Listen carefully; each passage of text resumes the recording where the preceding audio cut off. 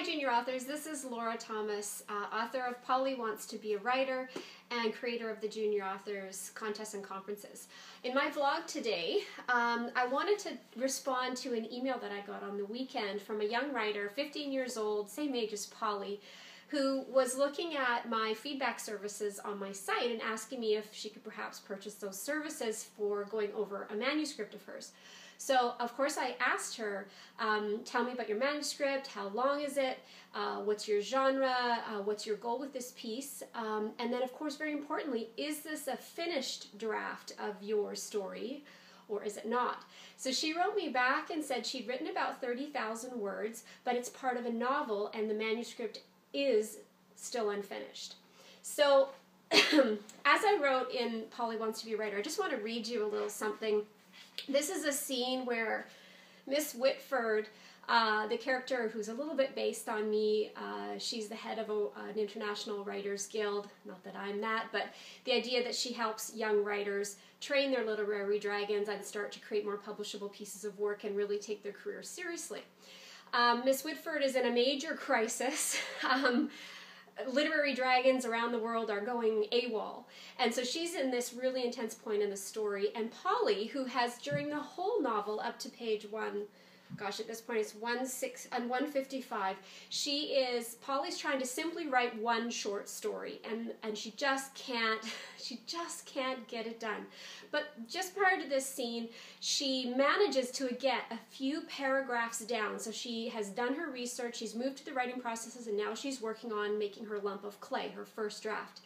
And so she sits down, is able to write 4 paragraphs, and on paragraph 5 she gets stuck. Okay, so she's like, oh, I know what I'll do. I'll ask Miss Whitford, who's really busy, to look at my manuscript and tell me what I should do next. So this is what, I'll just read you a little bit from the book here. I'm reading from page 155. All right. Polly looked at her unfinished manuscript. She offered it to Miss Whitford. I started on my first draft, but I'm stuck. Can you look at it while I'm gone?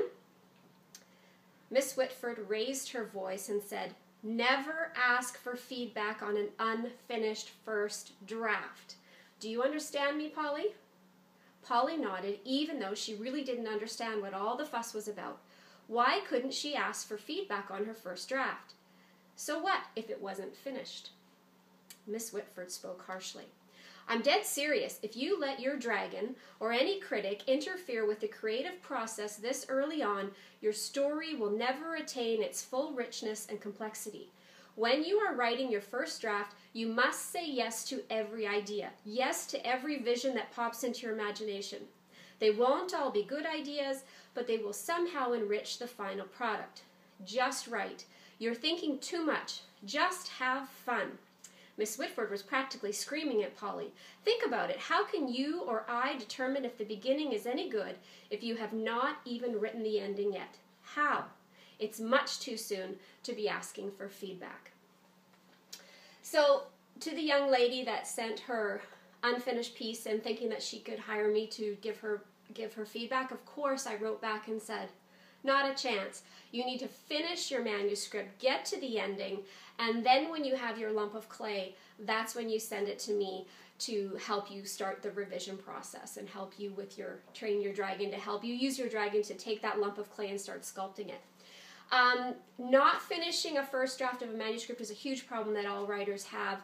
Training your dragon by learning the writing process, like I've outlined it in the book here through the story, will definitely help. And just as an example, when I was writing Polly, there was a character, Miss Whitford's mother, sort of like a wise woman character, that I threw in on the first draft. I knew she wasn't really right. Somehow she was a little cliche, but you know what? It was my first draft, so who cares? I just wrote her in, and then on a second pass through, when I was in the revision stage, I ended up cutting her, which I kind of knew I would anyways, but the scene in which the most important scene that this old wise woman character was in, ended up staying, but I put the wise woman's words in Miss Whitford's mouth. So I ended up, by saying yes to what I knew wasn't the best idea, still allowed me to add a part of the story that added some complexity and richness that had I had handed it to somebody or let my inner dragon say,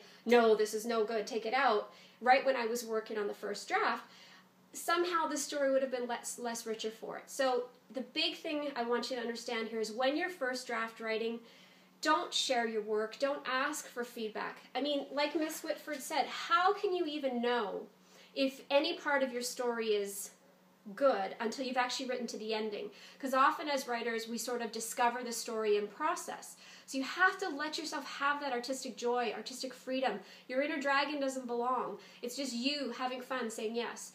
When your first draft is done, when you have that lump of clay, then you break out your dragon and let him go to town on it. That's when you can hand out your manuscript for feedback and go, what do you like, what do you not like? So that's my tip for today.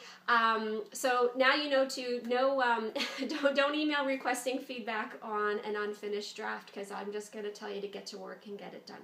Anyways, have a great day, everybody, and keep writing.